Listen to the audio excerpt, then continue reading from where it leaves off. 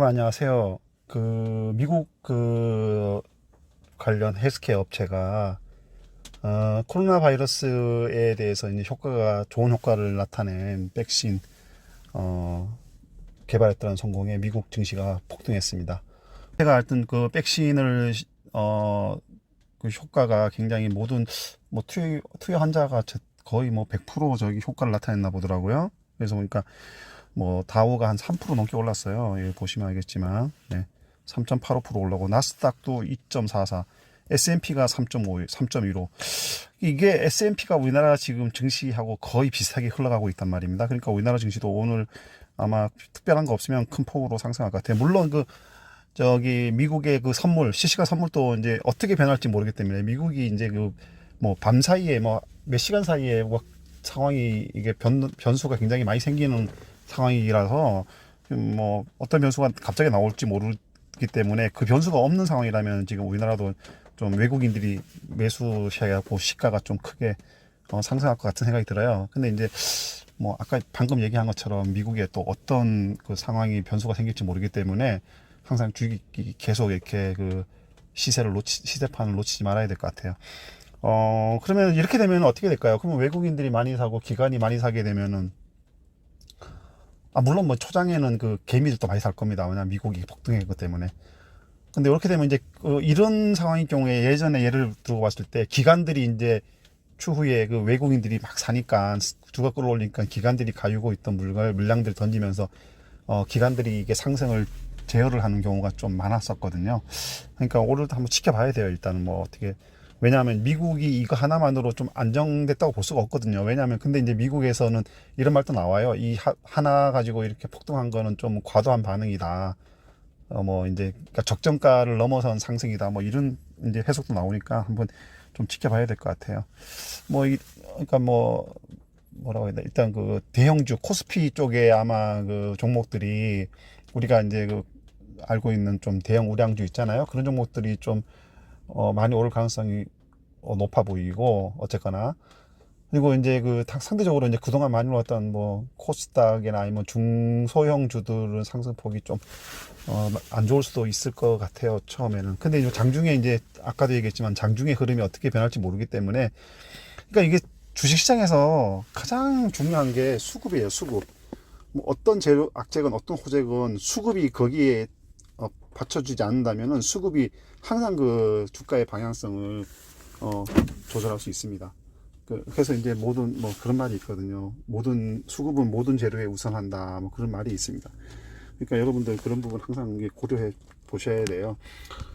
다시 말해서 뭐냐면은 이런 좋은 재료가 있다 치더라도 장중에 수급이 안 따라준다면은 이거는 뭐 주가가 제한을 받을 수밖에 없는 상황이죠. 이거는 그 코스피 전체로 봐도 그렇고 그 특정 종목을 봐도 그래요.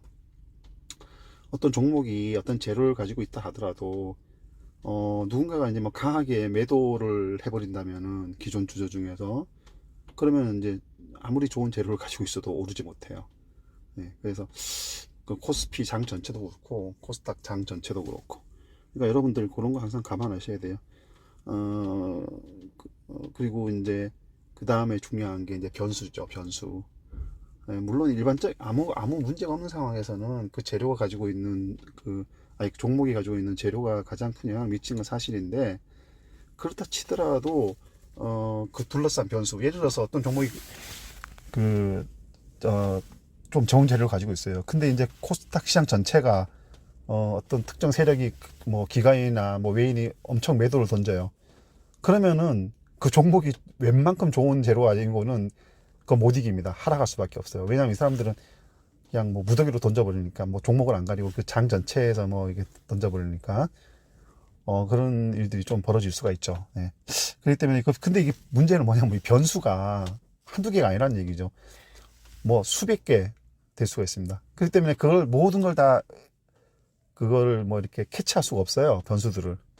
그러니까 어떤 특정 한두 변수를 가지고 이렇게 매일매일 체크를 해 나갈 수도 있지만 그거 외에 다른 변수가 또 영향을 미칠 수도 있거든요. 그래서 주식이 어려운 거예요. 그 변수들을 아무도 알 수 없거든요. 이제 아주 쉬운 예로 들면 코로나죠, 코로나. 아무리 장이 좋아도 코로나라는 변수가 그 금융시장 전체를 다 그 글로벌 경제 전체를 다 마비시켜 버렸거든요. 그러면 어떻게 돼요? 그 재료가 필요가 없는 거예요. 그냥 다 줄줄이 하락해 버리는 거죠. 이런 것들이 바로 변수입니다. 이거 변수는 아무도 몰라요. 예측 가능한 변수도 있고 예측 불가능한 변수도 있고 하기 때문에 주식이 어려운 이유가 바로 그런 겁니다. 그렇기 때문에 뭐 어떤 추천, 뭐 종목 추천, 뭐 추천 뭐 이런 것들은 그런 게 무의미하다는 이유가 바로 이런 데 있는 거죠. 그러니까 물론 추천을 해가지고 이제 추천은 어떤 그 가능성, 뭐 확률 이런 데 이제 확률 이런 걸 가지고 이제 추천을 하는 거죠. 근데 추천이 제일 좀 위험한 거예요, 사실은. 위험한 것이고, 그 다음에 어떤 뭐 종목에 대해서 분석하고 이런 거는 뭐 그냥 그거 이제 여러 가지 자기가 매도하는 판단 기준을 어느 정도 제시해 줄 수 있지만 뭐 이 종목 사라, 뭐 이 종목 오른다, 내린다 이렇게 얘기하는 거는 참 무의미한 거죠. 그래서 여러분들이 이런 것들을 그래서 이제 그 종목을 사고 팔 때는 그 여러 가지 분석이나 관련 데이터 자료 뭐 이런 것들을 자기가 종합적으로 취합해가지고 결정은 자기가 해야 되는 거예요. 사고 팔고를. 그리고 책임도 물론 자기가 져야 되는 것이고. 그게 뭐 누가 추천해가지고 샀다. 근데 하락했어. 그렇다고 해서 그거를 원망하는 거는 추천해갖고 그걸 산 사람 자체가 자기 책임인 거죠. 그거는. 예.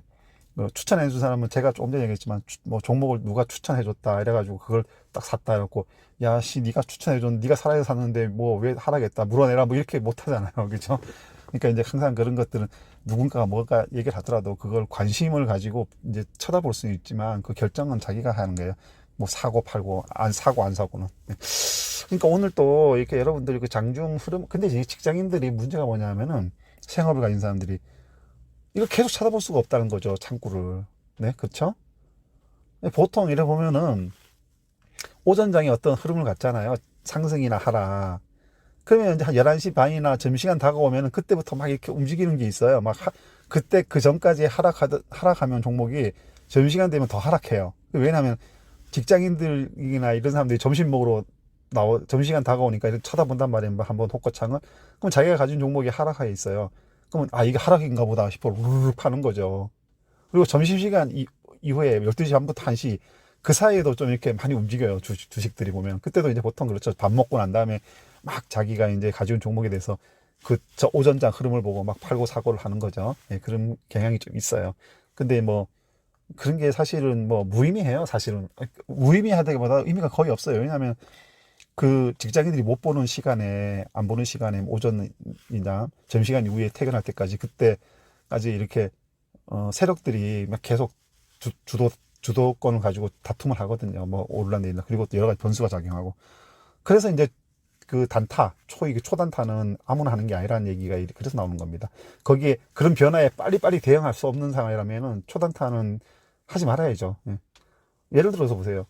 뭐 손절 중요하죠. 중요한데 예를 들어서 자기가 하루에 한 4번 거래했어. 근데 이제 1%씩 손절했어. 그럼 하루만 4% 손실 나는 거잖아요. 그죠? 그렇기 때문에 그 반대는 4% 수익이 나고 그렇기 때문에 그때 실시간으로 빨리빨리 1%씩 딱딱 먹을 수 있는 사람, 그 장의 흐름에 빨리빨리 대응할 수 있는 사람이어야 그 초단타를 할 수 있는 거예요. 그런 사람이 또 그 확률도 더 높고요. 왜냐하면 상승할 때 기다렸다가 딱 급하게 빨리 매도할 수 있는데 있고 하락은 또 빨리빨리 또 손절할 수 있잖아요. 근데 뭐 생업 가지고 직장인 사람들은 못 그래요 그거. 그러면은 그런 분들한테 이길 수가 없죠. 네? 다시 한번 제가 이번에도 한번 얘기했지만. 그렇기 때문에 저도 많은 유튜버들이 초단타 하면서 뭐 하루에 뭐 이렇게 단타로 먹는 반복 뭐 이런 거 쫙 설명해도 그거 따라하지 마세요. 자기가 그런 환경이 안 되면은. 그러다가 여러분들이 1%씩 손절했는데 그 손절한 총 4%는 그 하루 종일 그거 보고 있는 전업투자자나 이런 분들이 4%다 가져가는 거예요. 여러분들이 4% 잃은 거. 그러니까 이게 꼰투도 체급이 같은 사람끼리 해야 되는 거잖아요. 비슷한 사람끼리. 뭐 웰터급이면 웰터급, 뭐 미들급. 슈퍼 미들급하고 저 웰터급하고 같이 경쟁을 못 붙이잖아요. 그건 좀 균형적이지 못하잖아요. 주식도 마찬가지예요, 여러분들. 어떤 자기가 단타를 칠 수 있는 상황이 아닌 사람들이 단타 치는 사람들이 수익을 많이 낸다 해갖고 그 사람 걸 따라하면은 그 못 이기죠. 자기가 그런 상황이 안 되는데 어떻게 이겨요? 그러니까 여러분들이 이런 거 항상 고려하셔야 돼요. 자기 상황에 맞는 그 돈 자금의 규모, 그런 것도 마찬가지고 자기 상황에 맞는 그 투자를 해야 돼요. 뭐 누군가가 뭐 어떤 이런 방식을 쓴 사람이 돈을 많이 번다고 해도 그 방법을 내가 그 사람 같은 환경을 만들지 못하면은 그 똑같은 방법을 하면 안 되죠, 그거. 네. 그러니까 여러분들 그 항상 그런 거 염두에 두셔갖고 오늘 이제 좀 있으면 장이 시작하는데 여러분들 잘 그 대응하셔가지고 자기 상황에 맞게, 자기 흐름에 맞게 그렇게 이제 거래하는 방법을 나름의 그 방식으로 빨리 그 구축시키는 게 굉장히 중요합니다. 네, 여러분들 오늘 뭐 하여튼 그 비도 계속 오고 하는데 좀 마음이 꿉꿉하지 않게 좋은 성적 낼 수 있길 바랍니다. 네, 감사합니다.